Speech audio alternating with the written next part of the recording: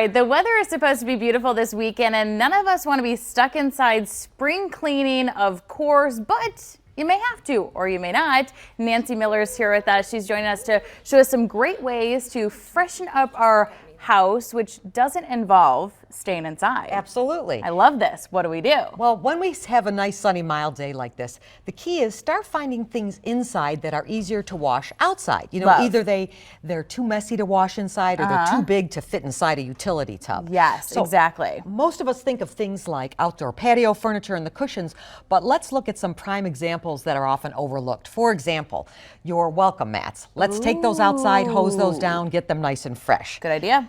Things that you left over from winter, maybe a shovel or a salt spreader or something like this. You can see how grimy they get. Let's take them out, hose them down.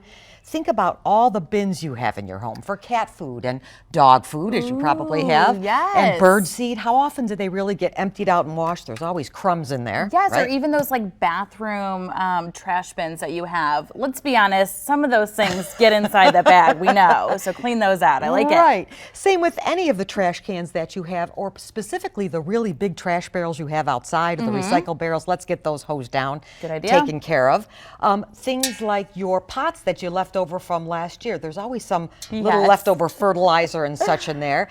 And one thing not to forget is your brooms. Take your brooms and look at your dustpans. Look at your brooms and dustpans. Get a big bucket of water, swish around the broom to get rid of the dust bunnies and hose it off. Good idea. I always wondered because I would always see my mom like pull the hair off, and I was so grossed out. I think I just don't ever look down there. Yeah, let's just swish it in a bucket. Let's do that. And really look at things like your step stools. Now, I brought a nice dirty one just to show an example. It looks familiar. How weird. You're using it, scrub them down, hose them off. Good idea.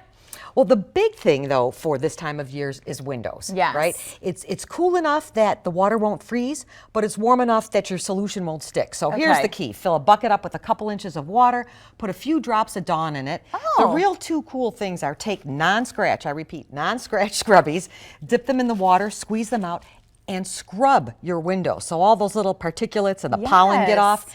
Take a squeegee, start from top, move down to the bottom, and the key is every stroke you take, make sure to wipe it with the soft cloth. Because then that water doesn't continue to drip. And then simply wipe around the corners, and they'll be professionally done. I love it. I always have those little watermarks, so this will get rid of that. Right. I have to ask, so you're saying Dawn for the windows. If you're cleaning your cushions or mat, any solution that you would suggest for that? Well, it depends what the issue is. Sometimes if it has an oily stain on it or something, you might want to put some baking soda on it, let it sit in, and then scrub it off.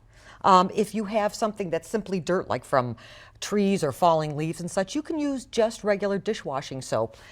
Wipe it off and leave them in the sun to dry. I love it. And you were talking about this like vinegar water concoction. Can you use that on these things outdoors? You can indeed. But one thing that I was going to suggest for that is while you're out there doing the windows and maybe cleaning your sliding doors, don't forget about those little tracks. Because you might have clean windows indoors, but the tracks are dirty. So use vinegar and water, a little scrub brush, and sometimes we take little old toothbrushes and we get in the tracks, and they just look fabulous. Save those. Those guys are handy. You don't want to lose them. They are indeed. Great ideas. Thanks so much for coming here. You're quite welcome. I don't know if you stressed me out or not, because now I'm like, all those things I have to clean in my house now. No, once you clean them, there's less stress, more time to focus on other things. It'll make you happy. I'll make the boyfriend do it. Thanks, Nancy. Yeah.